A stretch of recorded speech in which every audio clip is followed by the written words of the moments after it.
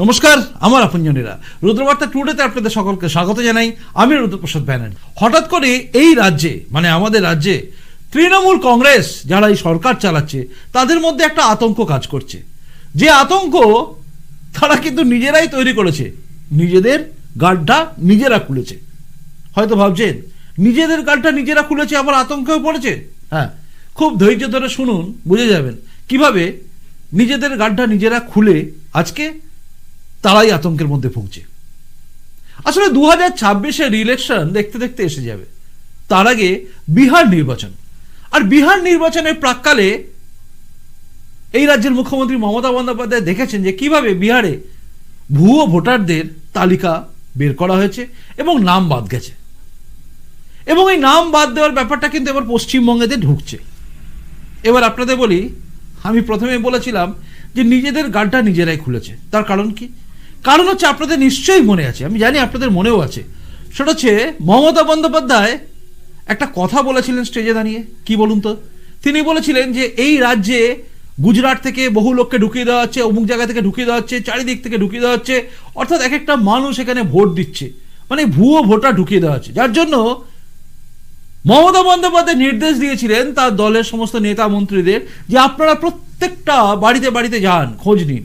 আর আপনারা দেখেওছেন যে প্রতিটা এলাকায় প্রায় প্রত্যেকের বাড়িতেই প্রায় পৌঁছানোর চেষ্টা করেছে তৃণমূল কংগ্রেসের নেতা, এবং ওই বড় নেতা, ছোট নেতা, পুচকে পাচকা সবাই, এবং গিয়ে দেখছে আপনারা আছে, নাম আছে, কজনের আছে। আপনাদের মনে আছে এই কার্যক্রম কিন্তু তৃণমূল কংগ্রেস চালিয়েছিল। তারা ভুয়ো ভোটারগুলোকে বের করছিল, মানে কোথায় কোথায় হিন্দি ভাষী লোকেরা ঢুকে বসে রয়েছে, গুজরাট থেকে এসে গেছে কিনা, মহারাষ্ট্র থেকে এসছে কিনা, কার নাম দু জায়গায় আছে, এরকম এন্তার খুঁজছিল মমতা বন্দ্যোপাধ্যায়। এটা কিন্তু নিজে শুরু করেছিলেন।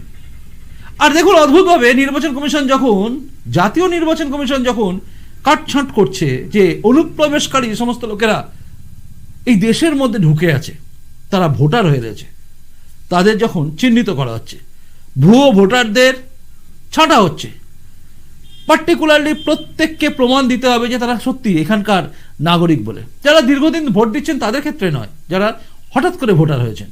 এরকম বহু ভোটার কার্ড তৈরি হয়েছে, কিন্তু আপনারা জানেন যে গোটা দেশ জুড়ে একটা র্যাকেট কাজ করছে, যেটা সবচেয়ে বড় র্যাকেট পশ্চিমবঙ্গে আছে, যারা হচ্ছে ভোটার কার্ড জালি, আধার কার্ড জালি, এসব তৈরি করে দিচ্ছে। আমাদের রাজ্যের পুলিশও ধরছে, STF ধরছে যে কোথায় কোথায় জালি রয়েছে না রয়েছে। মমতা বন্দ্যোপাধ্যায় নিজেও জানেন যে এখানে এই রাজ্যের পুলিশও ধরছে তাদের, মানে ইন্টেলিজেন্স ব্রাঞ্চ তারা কাজ করছে। এবং দেশের বিভিন্ন প্রান্তে ছড়িয়ে ছিটিয়ে থাকা যে সমস্ত বাংলাদেশি, রোহিঙ্গা, মুসলিমরা আছে, তারা ম্যাক্সিমামই বলছে বাংলা থেকে তারা আধার কার্ড ফাধার কার্ড পেয়েছে। আপনি দেখুন মহারাষ্ট্র, গুজরাট, সর্বত্র দেখবেন আপনি এই বাংলা থেকে কেউ আধার কার্ড তৈরি করে চলে গেছে। বাড়ি জিজ্ঞাসা করলে তারা বলছে কলকাতা।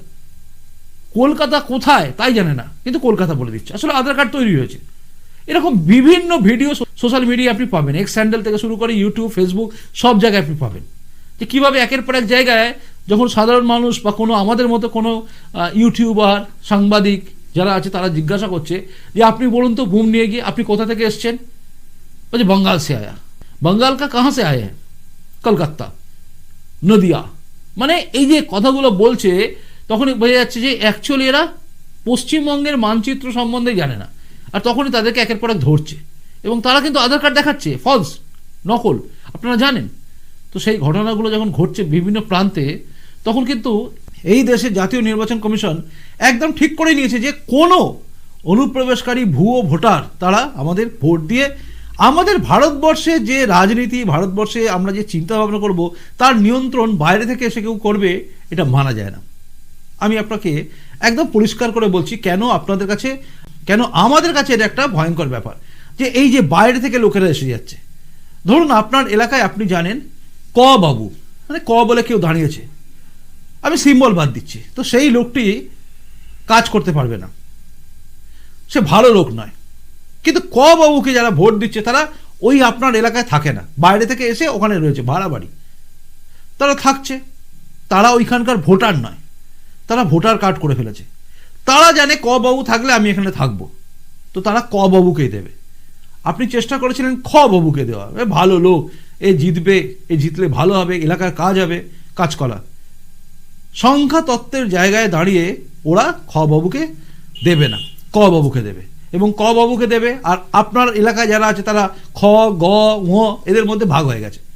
তাই ক কিন্তু স্পেশালি ভোটগুলো পেয়ে যাচ্ছে। তো এই ভোটগুলো পেয়ে ক টিকে আছে, তা ক চাইবে না?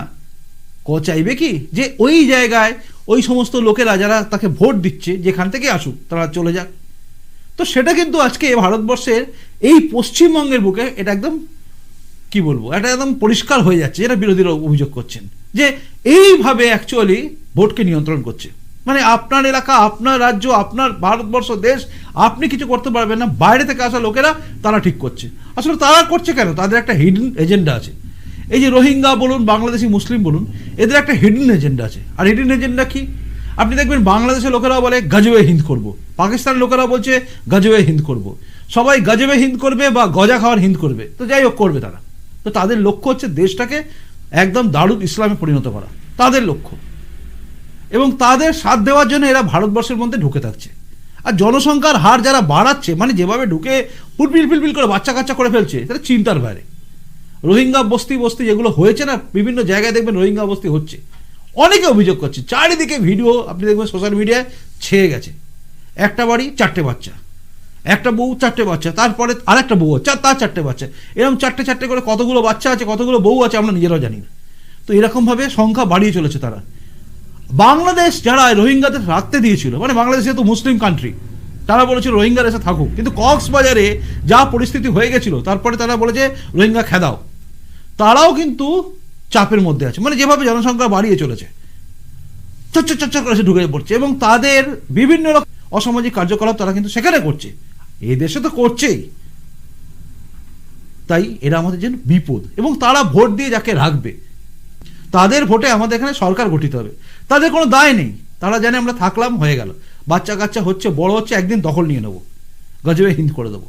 কিন্তু আমাদের দেশে, আমাদের রাজ্যে যে সমস্ত নেতারা আছে যারা ভাবছেন এদের ভোটেই আমরা টিকবো, তারা আতঙ্কিত হয়ে পড়েছেন। এবং এইরকমই আতঙ্ক তৃণমূল কংগ্রেস করছে বলেই অভিযোগ উঠছে। এবং তারা সবাই বলছেন, শুভেন্দু অধিকারী থেকে শুরু করে শ্রমিক ভট্টাচার্য, সুকান্ত মজুমদার, সবার মুখে সবার কণ্ঠে একই কথা, যে এই রাজ্যে অনুপ্রবেশকারীদের নিয়েই ভোটেতেই এই রাজ্যে তৃণমূল কংগ্রেস জিতে যায়। তার জন্য সেই জন্য কিন্তু তারা এই নির্বাচন কমিশনের সিদ্ধান্ত নিয়ে চিন্তায় আছে, অর্থাৎ আতঙ্ক কাজ করছে। এত ভোটার যদি কেটে যায় তাহলে তৃণমূল কংগ্রেসে জেতার জায়গা কি থাকবে? ব্লক ভোট সেটা কেটে যাবে। কারণ এই যে বাংলাদেশ থেকে আসা বা রোহিঙ্গা যারা আছে, এই সমস্ত বলা হচ্ছে, তারা যদি ভোট দেয়, তারা দেবে এই সরকার যাতে টিকে থাকুক, এই সরকার থাকলে আমি থাকবো। তো তাদের নাম বাদ যাওয়া উচিত কি উচিত নয়? আচ্ছা, আপনাকে আমি সোজা প্রশ্ন করছি, আপনি কিন্তু কমেন্ট বক্সে লিখবেন যে আপনি কি চান।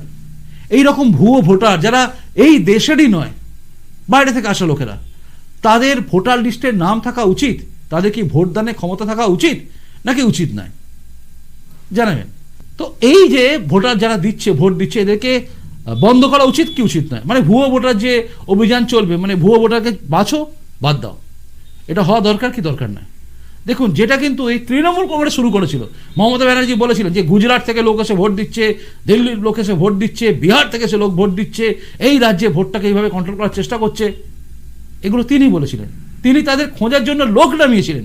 আর আজকে যখন নির্বাচন কমিশন, কেন্দ্রীয় নির্বাচন কমিশন সিদ্ধান্ত নিচ্ছে যে ভুয়ো ভোটারদের বের করা হবে এবং কাট করা হবে, তখন তার মাথা ঘুরে গেছে। তখন তৃণমূল ভাবছে হায় সর্বনাশ হয়ে গেছে, আমি যেটা শুরু করেছিলাম সেটাই তো আমার দিকে ঘুরে এলো। মানে কার্যত বুমেরাং হয়ে গেল মমতা বন্দ্যোপাধ্যায় যে সমস্ত কথা বলেছিলেন সেগুলো। আর আজকে বুমেরাং হওয়ার জন্যে কিন্তু নিজের গাড্ডা, নিজের খোলার জায়গায় চলে যাওয়ার তৃণমূল কিন্তু আজকে আতঙ্কিত।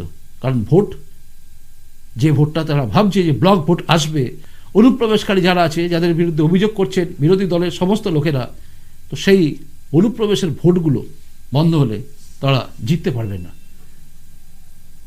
এই দেশের নাগরিকরাই একমাত্র ভোট দিয়ে ঠিক করবে এই দেশের বিভিন্ন রাজ্যে কারা থাকবে, কারা থাকবে না। আর এটাই হওয়া উচিত। জানাবেন আপনি কি ভাবছেন।